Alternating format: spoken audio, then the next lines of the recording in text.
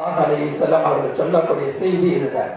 அதே நேரத்தில் இஸ்லாமிய மக்களுக்கு நாம் சொல்ல வரும்போது, ஒரு நல்ல ஊர், நல்ல முன்மாதிரிகளை உருவாக்குங்கள். அல்லாஹ் உங்களுக்கு செல்வங்களை கொடுத்திருக்கலாம், அல்லாஹ் உங்களுக்கு அதிகாரங்களை கொடுத்திருக்கலாம்.